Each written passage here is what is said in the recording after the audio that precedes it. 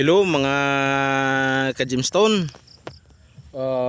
Harap muna ako sa inyo. So mayroon akong sorpresa ngayon sa inyo. So ipapasyal ko kayo dito sa bundok tulad ng pangako ko nung nakaraan.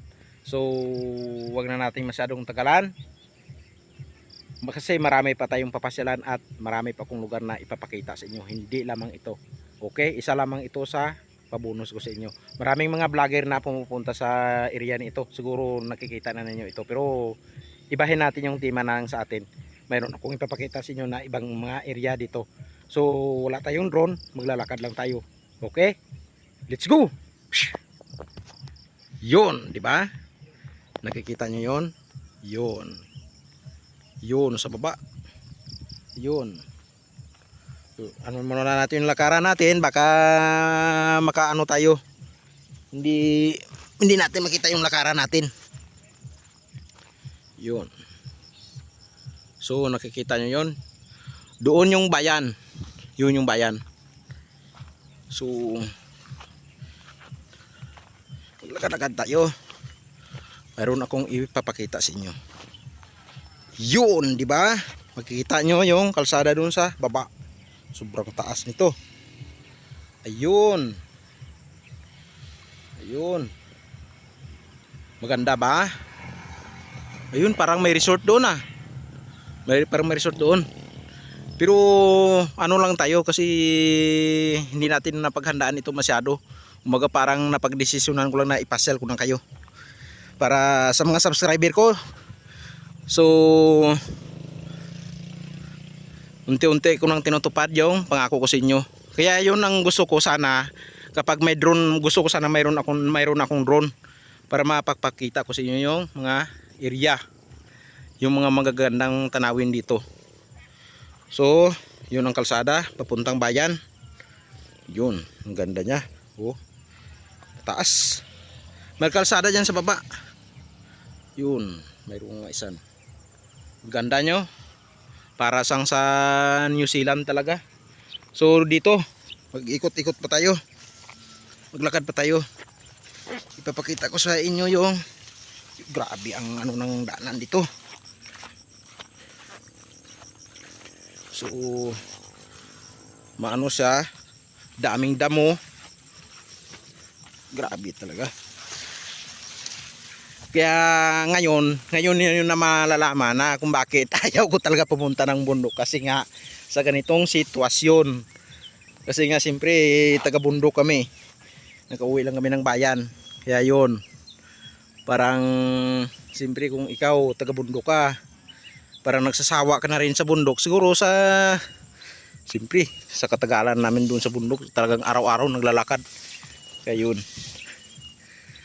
Yun. Oh. Mga nakatagong yaman na tanawin ng aming mga barangay.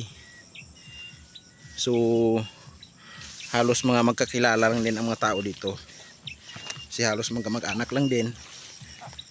Yun. Papasyal ko na kayo. Ilulong video ko na ito. Sana kukuha lang sana ako ng short video. Pero doon tayo sa kabila. Kasi na tanaw na niyo yan. Grabe. Kasi ito yung dating daan nung nilalakad pa. Ito pababa doon. Ito yung dating daan noon. Nung unang panahon pa. Talagang dating daan yan. Doon tayo galing kanina. Hindi ko lang na-videohan kasi nga mag-isa lang din ako nagmumotor. Doon tayo kanina. Di ba? Ito yung dating daanan pero na-bulldoze na siya. Okay. Ilulong video ko na siya. Yun. Pupunta pa tayo nun mamaya. Yun, may sapa siya. Makikita nyo mo. Yun.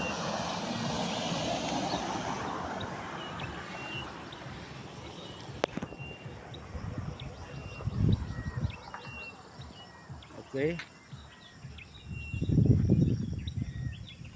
Nakikita nyo.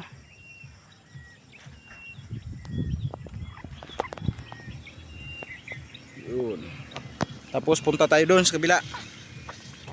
Ito talaga yung lumang daanan noon. Dito talaga yung mga tao nagpupunta. Yun. Doon tayo kanina galing sa baba. Yun, makikita nyo.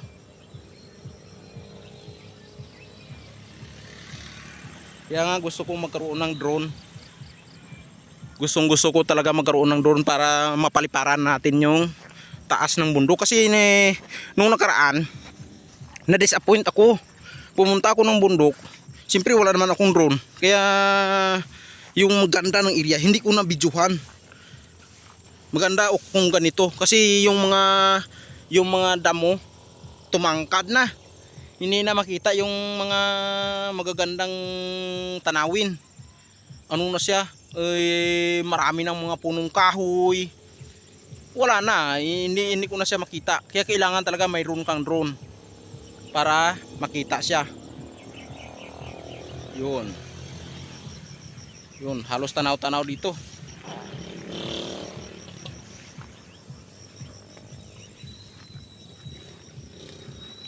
Total package na siya.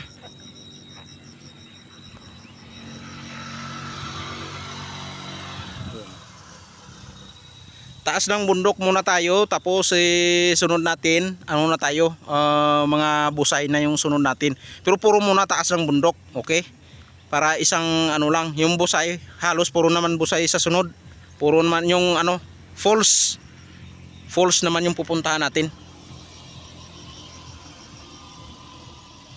Marami talagang falls dito sa amin na hindi pa napuntahan ng ibang tao. Yung nakapunta lang sa area na yon, yung mga nitibo na sa area na yon, yun lang ang nakapunta.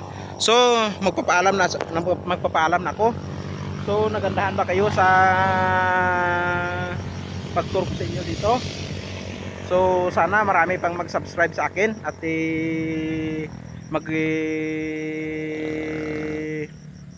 like, comment sa aking YouTube channel. So maraming salamat. Hinihingal ako kasi napagod ako sa kaano. So marami pa akong ipapakita sa inyo. Hindi lamang ito, marami pa doon. Marami pa sa loob-looban at saka doon sa boundary ng Tapas at saka Kalinog. Marami pa doon. Marami pa akong ipapakita sa inyo. Hindi lamang ito. Kaso nga lang siyempre Lunes at saka Biyernes medyo pagod ako sa trabaho. Kaya kung minsan tinatamad na rin ako kasi grabe talaga. Parang kasi nila yung mga ano namin, yung mga ibang mga pananim namin talagang nilalakad pa namin sa bundok saka tinatanggal.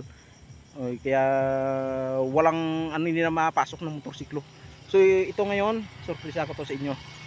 So hanggang dito na lang, magpapaalam na ako sa inyo. Maraming salamat sa mga nag-subscribe sa akin. Maraming salamat. Thank you so much. Sa mga subscriber ko, sa mga kamag-anak sa ibang bansa, mag-ingat kayo dyan.